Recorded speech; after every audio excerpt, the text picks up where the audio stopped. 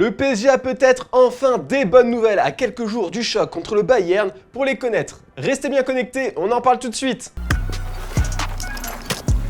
Foot.fr, fournisseur officiel de football.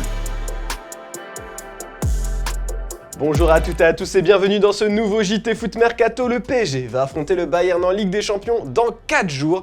Et on va pas se mentir, après la défaite contre l'OM, plus les blessures de Mbappé et Messi, personne n'est rassuré, mais il reste de l'espoir. Victime d'une lésion à la cuisse gauche lors du match de Ligue 1 à Montpellier, Kylian Mbappé a été annoncé absent des terrains pour une durée estimée à 3 semaines. Mais selon le Parisien, le Français récupère vite, mieux qu'un joueur lambda. Puis Messi devrait être apte à affronter les Bavarois, malgré une douleur aux au jambier qui va l'empêcher de jouer contre Monaco demain. La Pulga sera de retour à l'entraînement lundi. Concernant Léo ressenti une fatigue musculaire. Il reprendra l'entraînement lundi, veille du match contre le Bayern de Munich. Et en attendant, Julian Nagelsmann, qui avait déclaré que le PSG bluffe pour le cas Mbappé, continue de dire que c'est le cas. J'ai lu beaucoup de choses concernant mon attaque qui n'en était pas une. Si on inverse la réflexion et que Mbappé joue, tout le monde aurait dit Nagelsmann est un idiot. Je dis juste que je me prépare à ce qu'il joue, le PSG est meilleur avec Messi et Mbappé. Et tout ça nous amène à vous poser la question du jour. Pensez-vous que le PSG peut battre le Bayern Munich sans Mbappé et Messi? On a hâte de lire vos avis en commentaire. D'ailleurs hier on vous a demandé quel était le problème au PSG actuellement. Et bien pour vous, Paris devrait arrêter de recruter des grandes stars qui ont déjà tout gagné, mais plutôt construire son effectif avec de jeunes joueurs très prometteurs. Le FC Barcelone a dépensé plus de 150 millions d'euros pour recruter cette saison. Pour un club en difficulté financière, c'est beaucoup. Les Blaugrana prévoient donc de faire un mercato low cost cet été, c'est notre focus du jour. Malgré une élimination en Ligue des Champions, le Barça est bien parti pour réaliser une bonne saison. Les Blaugrana ont remporté la Supercoupe d'Espagne, sont leaders de la Liga et sont toujours en course pour s'offrir l'Europa League et la Coupe d'Espagne. Du coup, les dirigeants catalans comptent sur son effectif actuel pour continuer à performer.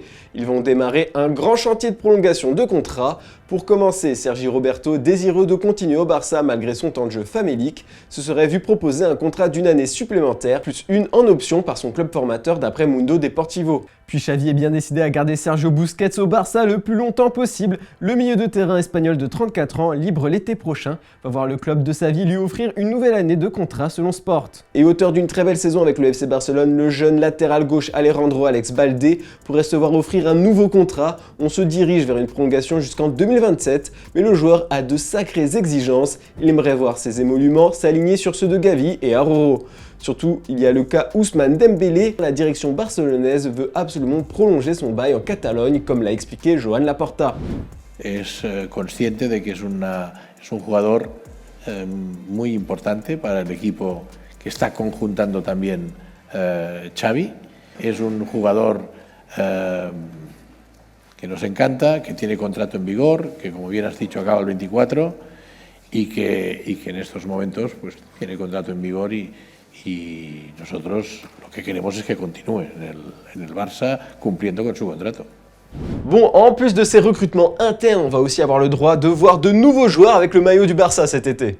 Annoncé lors du dernier mercato hivernal, l'arrivée de Julian Arroyo au Barça n'a finalement pas eu lieu. La raison, 18 secondes de retard lié à un problème informatique. Finalement resté au Los Angeles Galaxy, le joueur de 21 ans devrait malgré tout rejoindre le club Blaugrana dans les prochaines semaines. Matteo Alemany, le directeur du football du FC Barcelone, a confirmé l'arrivée prochaine du latéral mexicain. Puis Stefan Mitrovic, le nouveau prodige de l'Étoile Rouge de Belgrade, est une priorité du FC Barcelone d'après Sport. Le club de la capitale serbe a d'ailleurs communiqué pour l'avenir de sa jeune pépite et a annoncé avoir refusé les premières approches. Enfin, la presse catalane rapporte que le Barça veut toujours s'offrir le Brésilien Wesley. Flamengo ne veut pas le vendre pour moins de 15 millions d'euros, soit le montant de sa clause libératoire. Dans le reste de l'actu, Carlo Ancelotti aurait dit oui au Brésil. Selon ESPN Brasil, l'entraîneur du Real Madrid aurait donné son accord pour prendre en charge la Seleção. Il devrait signer un contrat qui débutera en juillet 2023 et se terminera en août 2026, après la prochaine Coupe du Monde aux États-Unis, Canada et Mexique. Lié au Real jusqu'en 2024, le technicien italien devrait donc finir la saison à Madrid. Les joueurs brésiliens du club madrilène auraient même été informés. Mais dans un communiqué publié ce vendredi, la CBF a tenu à démentir un accord, le tout en restant assez flou.